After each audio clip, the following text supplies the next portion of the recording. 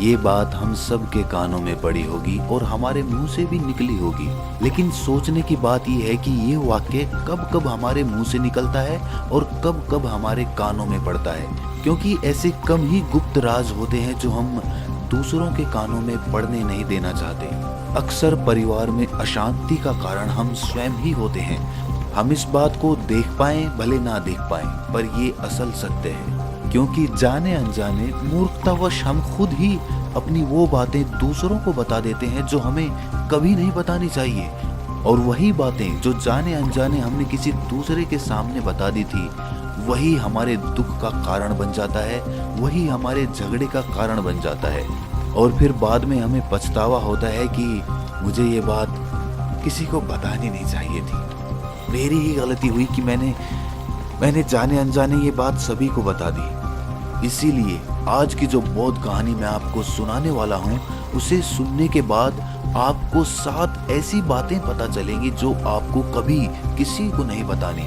ये जो 7 बातें हैं जो आपको किसी को नहीं बतानी, क्यों नहीं बतानी, इसके पीछे का तर्क भी मैं आपको दूंगा। और इन 7 बातों के अलावा अगर आपको लगता है कि कोई बात ऐसी है जो मुझसे छूट गई या मैं नहीं बता पाया, तो कमेंट सेक्शन में जरूर बताना। इससे पहले कि आप इस बौद्ध कहानी में खो जाएं, इस चैनल को सब्सक्राइब जरूर कर लें। तो चलिए कहानी शुरू करते हैं। एक समय की बात है, एक नगर में रिंकू नाम का एक युवक रहता था। वो युवक बहुत गरीब था, कुछ पैसा नहीं था उसके पास। 2 वक्त की दाल रोटी भी बड़ी मुश्किल से उसको नसीब होती थी। किसी काम की तलाश में दिन रात खोज करने पर भी उसे कोई काम नहीं मिल रहा था।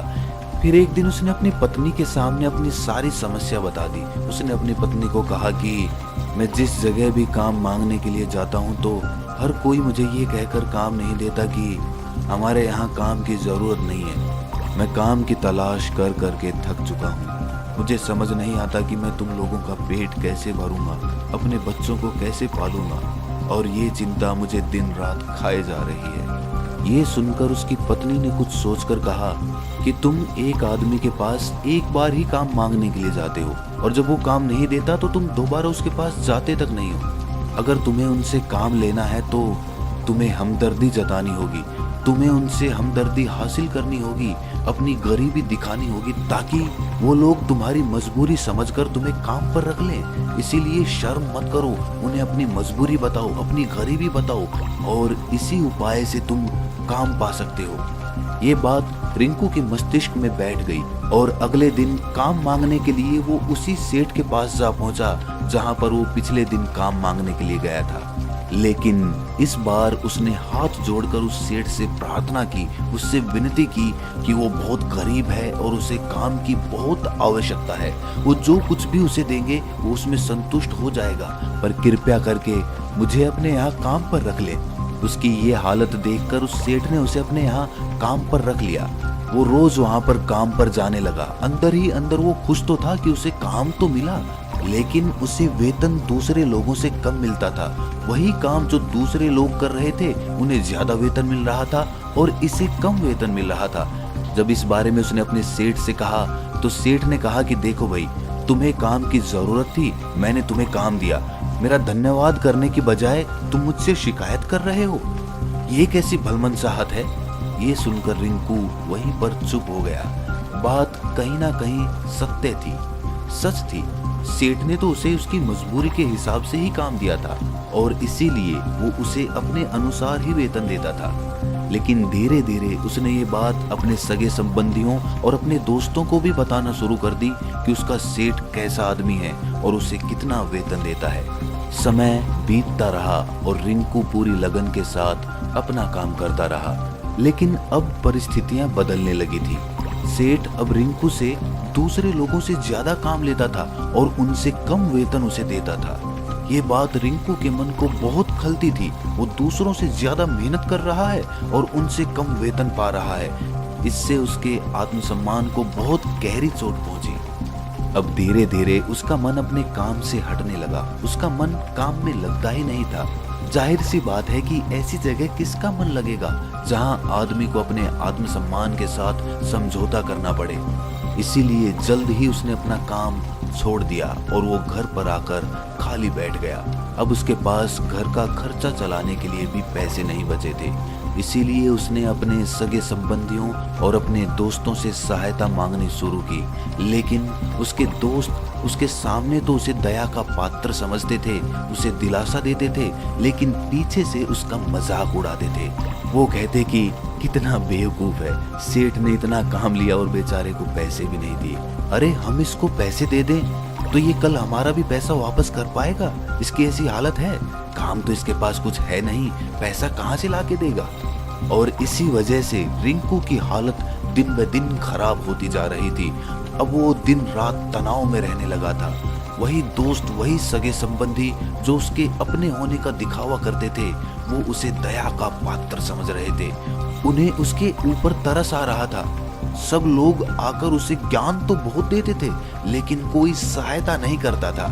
और अक्सर ऐसा ही होता है, ज्ञान देने वाले तो बहुत मिल जाते हैं, लेकिन मदद करने वाले, उंगली पकड़कर, हाथ पकड़कर आगे चलाने वाले कितने लोग मिलते हैं।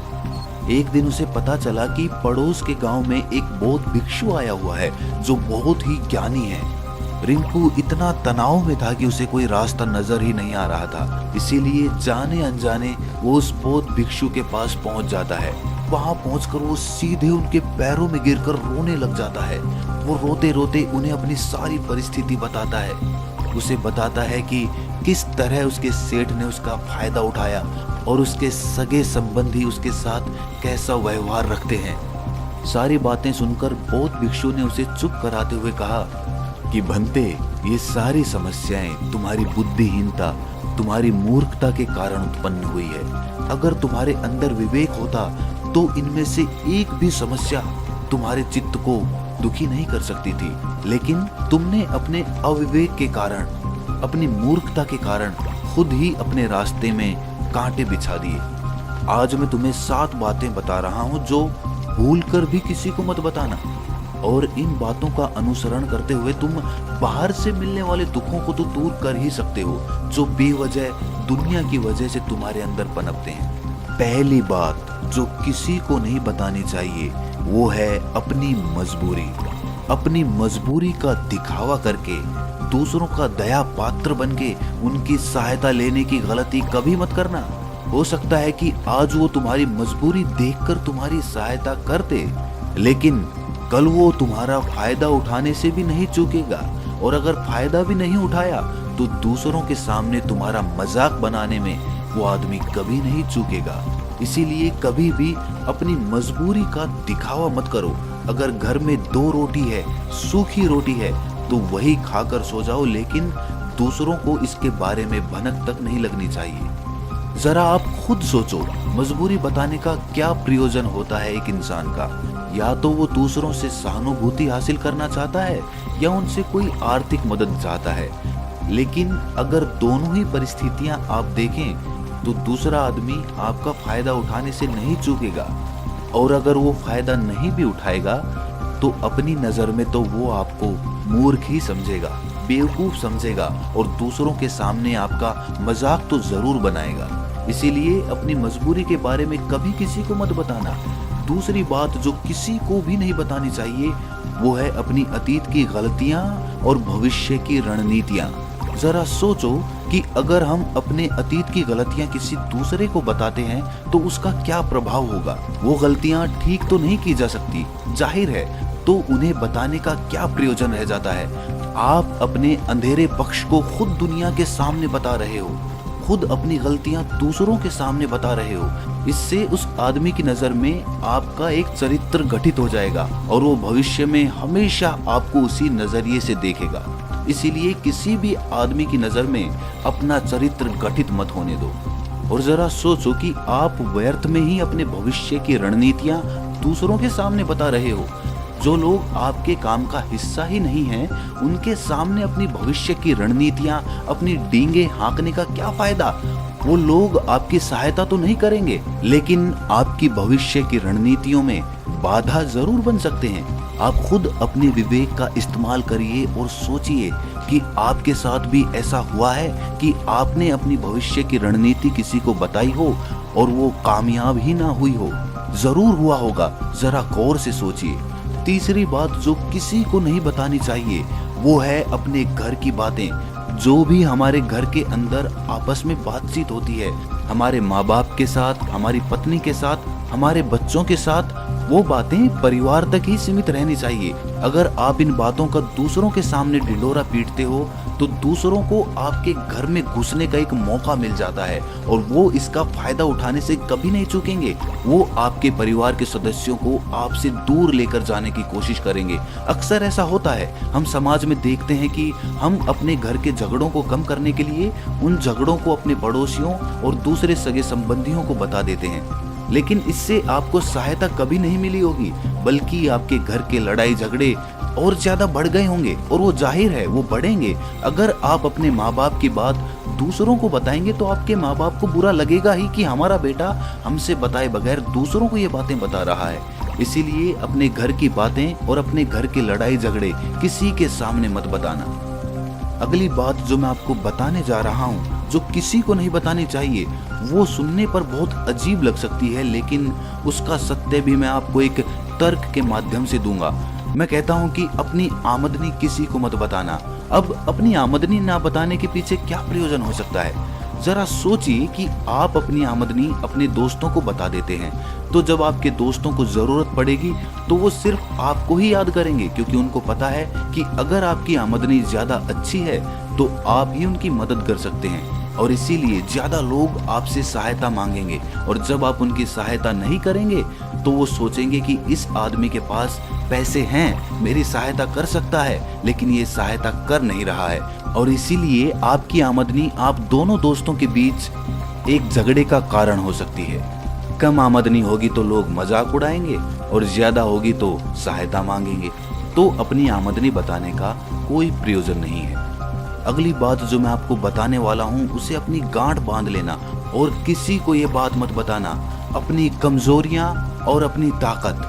अक्सर इंसान को पता नहीं होता है कि उसकी कमजोरी या उसकी ताकत क्या है, लेकिन अगर आपको अपनी कमजोरी और अपनी ताकत पता है तो पहली बात तो आप बहुत ही बुद्धिमान आदमी हैं, और दूसरी बात कि आपको ये बातें किसी से साझा नहीं करनी है, क्योंकि अगर आपकी कमजोरियां दूसरों को पता चल गई तो वो आपकी कमजोरियों का फायदा उठाएंगे, और अगर आपकी ताकत पता चल गई तो वही ताकत आपकी कमजोरी बन जाएगी, क्योंकि वो ताकत दूसरे आदमी को पता है और वो ताकत की काट भी ढूंढ ही लेगा।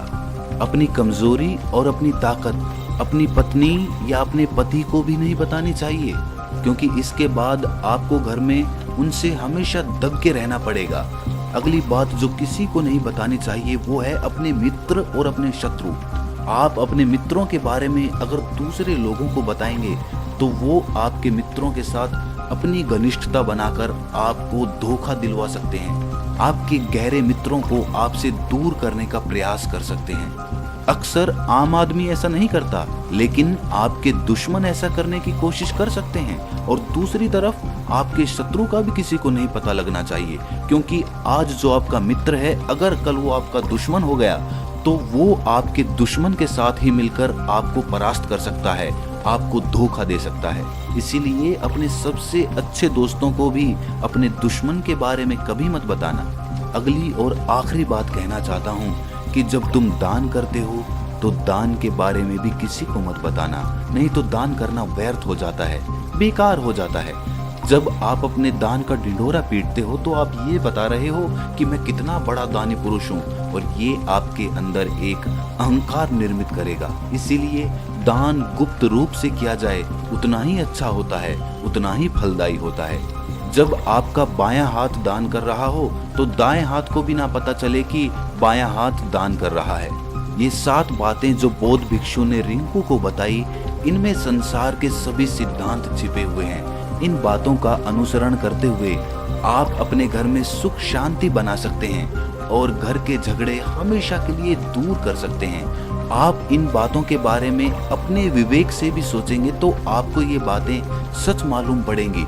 और हमारा कहानी सुनाने का मकसद यही है कि आपका विवेक जागृत हो, आप खुद उन बातों के बारे में सोचें जो हम आपको बता रहे हैं। और अगर हम गलत हैं तो आप कमेंट सेक्शन में वो बात जरूर बताएं जिस पर हम गलत हैं। और इनके अलावा भी अगर आप कुछ जानते हैं तो उन बातों को भी कमेंट सेक्शन में जरूर डालें। तो दोस्तों कैसी लगी आपको ये कहानी कमेंट सेक्शन में ज़रूर बताना, और अच्छी लगी तो इस चैनल को सब्सक्राइब ज़रूर कर लेना। तो मिलते हैं अगली कहानी में, तब तक के लिए अपना ख्याल रखें।